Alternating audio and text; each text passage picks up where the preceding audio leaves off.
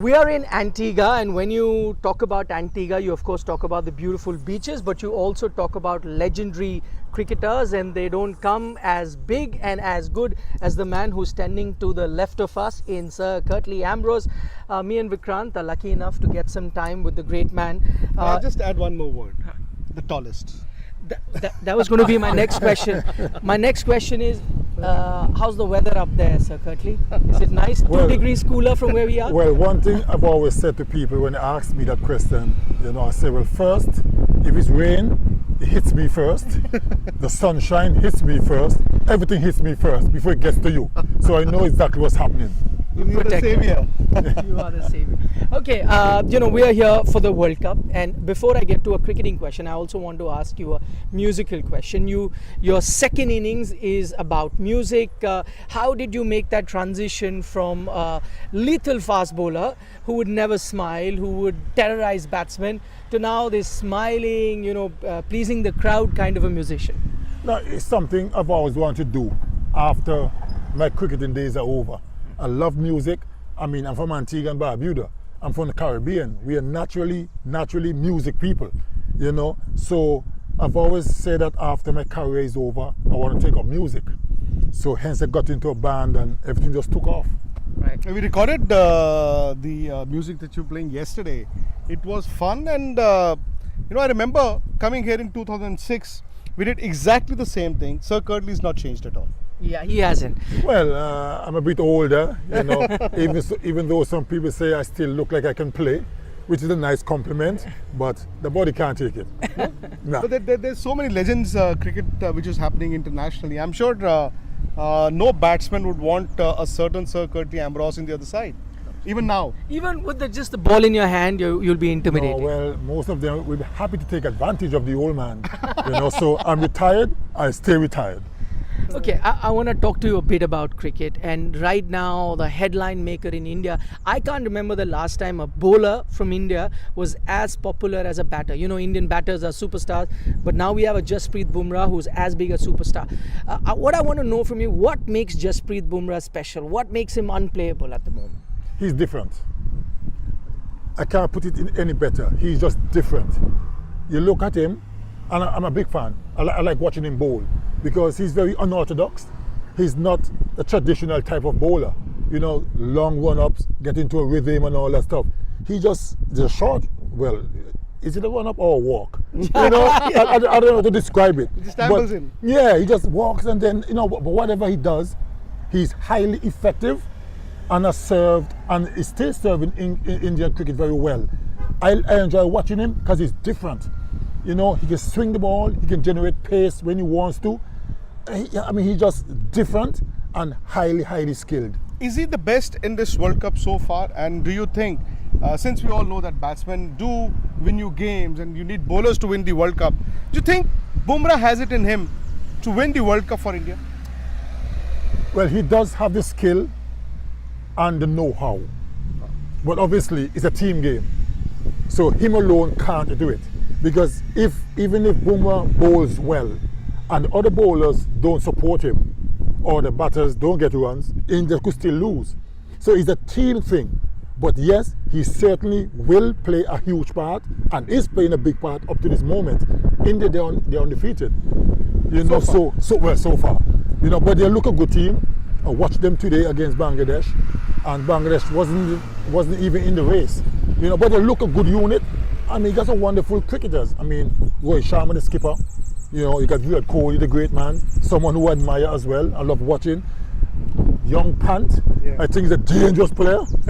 He's a dangerous man when he gets going. So India, they got a good balanced team. The bowling, led by Bumrah, of course. So they look really good. So can they go all the way?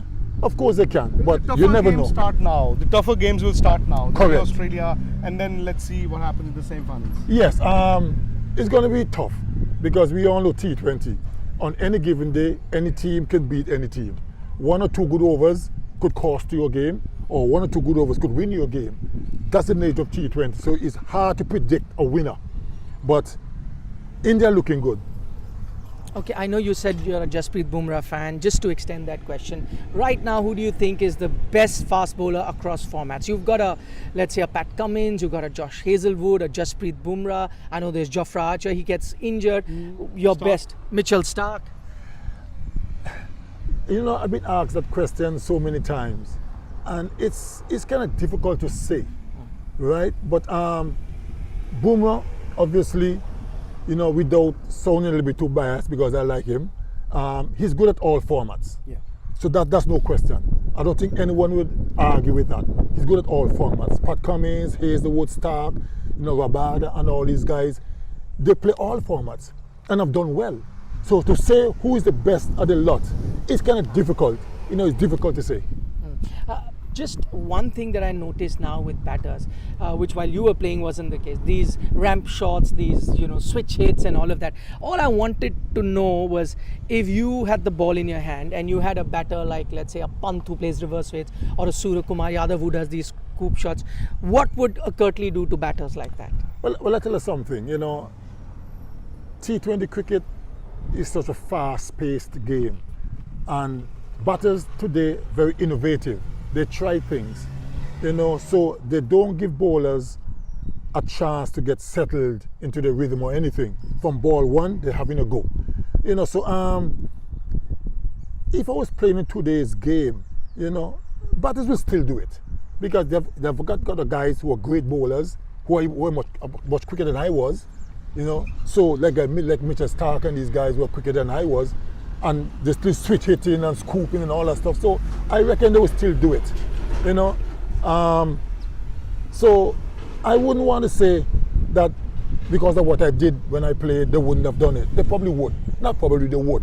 Because that's the nature of the game. It doesn't matter how fast you are, guys are going to try things. So for me, if I was playing in this today's world cricket, I would have to have a little more variations, you know, like the slow deliveries and all that stuff, slow bounce into the pitch and all that, you know, so you can't be too predictable in T20 cricket, especially because, you know, guys can, bigger bats, smaller boundaries. For me personally, I'm a little bit biased when it comes to the cricket because I think the fast bowlers in particular suffers a lot.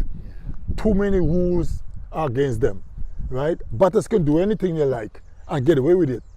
Bowlers, fast bowlers in particular, because I'm fast bowler friendly, you bowl a no ball is a free hit. To me, I never like that rule because guys are trying hard to represent their country, and from time to time you overstep the mark. Why a free hit? Everything is tailor-made for the batters. You're half an inch down the leg side, they call a wide. And obviously, I never heard me when I do commentary, I talk about that a lot, and show how upset I am.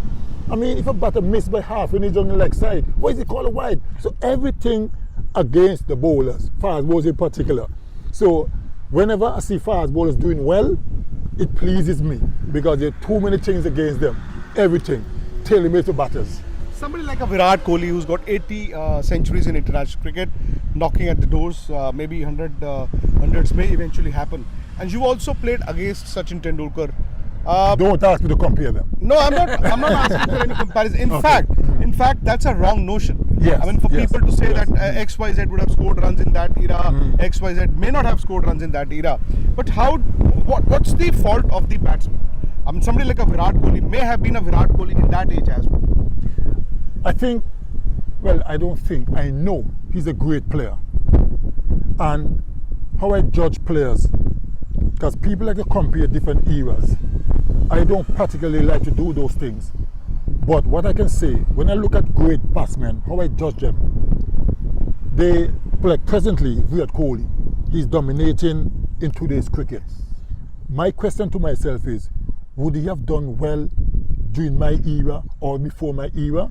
I believe he would. He would have. And because of that, that's why I give him great. Sachin Tendulkar, the same thing. Guys like that, Ricky Ponting and these guys are great players. They can dominate in their era and for me in any era because they're good enough to do that. That's how I judge greatness. Not really compare that era to this era. Just if you could dominate in any era, yes. And just that everybody had the same role model in batting, Sir Viv Richard. The original king. The original king. Well, so Viv, I mean, same thing. So Viv could have dominated in any era he played because he was that special. This era he would have. Well, Murdered. With his bat size, Well, with those boundaries. And apart from that, when you look back at Sir Viv's career, when he played, Viv averaged 47 in one-day cricket, where he had no restrictions And with a back in great the day. strike rate. Correct, 90 something Yeah. strike rate, which was phenomenal. Others were like 60, 70. So he was way ahead of his time. Yeah. If Sir Viv played the 2 days game, he would probably, I mean, strike would be like 180 maybe, or you know, and averaging maybe 60 or something, you know, because he was that special. He was way ahead of his time, you know. So that's how I judge greatness. Can do well in any era. I just want to mention something that was spoken in the Indian press conference. I don't know if you know about it, but Rahul Dravid was asked as coach that, you know, if India can come back to Barbados and win this T20 World Cup, will it erase the pain of that 1997 Test match that happened where India were 81 all out? And he said nothing that this Indian team does can erase what happened there. Sachin Tendulkar says, worst day of his life. You were responsible for that. I would agree with them. I'll tell you why. I mean, 120 or something Yeah. have to get. And look at that batting lineup. That was a powerhouse of a batting lineup. And we ourselves thought this is going to take something really special. Look at the lineup, that batting, right? And no one I mean, even us, even though we won the game, even us were a bit surprised because we knew it was going to be tough. But what we had working for us is that it was an up and down pitch, you know. So we figured, you know, if we get those balls between the wicket and wicket, you know, bowler on the stumps, one keeping low, one jumping high, it could make a little bit difficult for the batters because they're not sure. You could pitch on the length and pop up in your face, pitch on the same length, squat along the ground. So they have the problem, not us. But honestly, we knew it would take some sort of something special with that batting lineup, you know. So I agree with Sachin and Rahul Dravid. Nothing can erase that, right? Because no one would have bet against India not winning that game. If I remember correctly, Sir Curtly, there was a template that you already had that day. There was a test match which I think was played at the same ground in 1992. This was South Africa's readmission. Yes. And I think it was a similar test match where they also needed some 130 odd runs, Yeah. and then they lost the game. Myself and Courtney Walsh. Yes. You know, I mean, we Always yourself and Courtney Walsh. well, let me rephrase that. Courtney Walsh and Curtly Ambrose. He's my senior partner. Yes. And he always reminded me I'm senior. You know, so to get it right. Walsh and Ambrose. Yeah, but there's so many times when the team look to us to bail us out of trouble. You know, and we have had a few of those in my year against South Africa. The last morning, the fifth morning, they needed 80 yards. And they had, I think, Yeah, 8 or 9 wickets. eight wickets in hand, because they lost 2 the night before, and everyone thought it's all over. But you know, we are resilient. We're not going to give up. If you're going to beat us, you'll have to beat us. We're not going to hand it to you. And what even made it more special for us, they boycotted the game. Yeah. There was no spectator in the crowd because Anderson Cummings wasn't selected. They selected Kenny Benjamin instead, and the Bajans didn't come out. They didn't come so we thought, well, you know, we had to dig deep, you know. And then we figured South Africa just back into international cricket after 22 years. They're a bunch of rookies, because the only one who played Test match cricket was Captain Wesley. Captain Yeah, Wesley, the yeah, skipper. yeah. Others making the debut. So we thought, there's no way we can lose to 10 rookies. That's embarrassing for us. So it doesn't matter what, we had to dig really deep, you know. And I remember Desmond Haynes saying, you know, before we took the field on the last morning, that no matter what happened, if we're going to win or we're going to lose, Walsh and Ambrose have to bowl all day. we couldn't give a young Kenny Benjamin on debut. Patrick Patterson wasn't bowling well, and that was really encouraging words. Walsh and Ambrose have to go all the way, no matter what. So, you know, and then we pulled it off, which was really exciting for us, and to show the Bajan public that it's not about where you come from, it's about West Indies cricket. So I was extremely disappointed with the Barbados public because they put a player over West Indies cricket. And for that, I was very disappointed. And that famous death stare to Steve Waugh. That everyone remembers. No, I want to know from Sir Curtly. Do you know that is on YouTube, and it keeps getting million views every year? You know, the funny thing about it is that most people, when they talk to me about cricket in the past, there are 2 things they always mention: the Steve Waugh situation and the wristband with Dean Jones. And I keep saying to them, I've played for over 12 years of international cricket. 405 test crickets. Only 2 things you can remember. You know? We remember a lot. Yeah, but with Steve's situation, I got a lot of respect for him. We've had our battles over the years. He scored runs, I've gotten him out and that stuff. But that particular day, you know, he said something I didn't like, you know, and initially I thought I let it slide because I figured, you know what, in the heat of the moment, people say things. As a matter of fact, what he said, I didn't hear him personally. One of my teammates told me what he said. And I said, you know what, let it slide, it's okay. There's no harm done. Cricket sometimes, you know. And then we went in for the break. And after I came back out, something else tell me, ask him, you know. So I asked him, did you swear at me? Can you swear at me or whatever? I said, did you swear at me? And he didn't say yes. He didn't say no. He just said something like, well, I can say whatever I want to say. Oh. And to me, that's a yes. Right? And I said, you know what? That's when I snapped. And I told him, you know, don't you ever swear at me again, you know, because I've never done that to you. I need more respect, but I wasn't this gentle.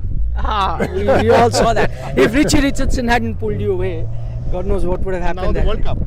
People are saying it should be an India-West Indies World Cup. The sentimental reasoning both in India and in the Caribbean. Do you agree with that? That can happen? Well, it can happen. It's not going to be easy because West Indies must be South Africa. And that's a do or die game for the West Indies, right? Rally around the West Indies. Yeah, but for me, I want the West Indies to win, of course. That goes without saying. And there are 2 big reasons why I want them to win so badly. One, we'll be the first nation to win it 3 times. Oh, yes. And we'll also be the first nation to win it on home soil. So that's a lot to play for, right? So apart from wanting them to win, those are big incentives. I'm sure the guys know that. But at the same time, they should not put themselves under any unnecessary pressure. Enjoy the cricket, play the cricket they know they can play, and try to win without being under pressure. But I want them to win. Okay, I know we don't have too much time. We'll let Sir Curtly go. But before I let him go, you know, for those of you who don't know, there was a famous thing about Curtly Ambrose when he used to play, which said that Curtly talks to no man. He would never speak to the media. I'm just so happy that post-retirement you're a changed man. You are so eloquent. You're so expressive in front of the media. When did that change happen? No, well, Curtly talking to no man isn't exactly true. What I never really care too much to talk to the media. I just figured, you know, some guys love to be in front of the camera talking. I was a different person. I always prefer, as reporters, you watch what's happening and write or say what you think happens without me saying anything. I prefer the 5.5 ounces do talking for me. So it was nothing personal, but all of a sudden somebody came up with this thing that Curtly talks to no man. That's not true. I've never said. No media.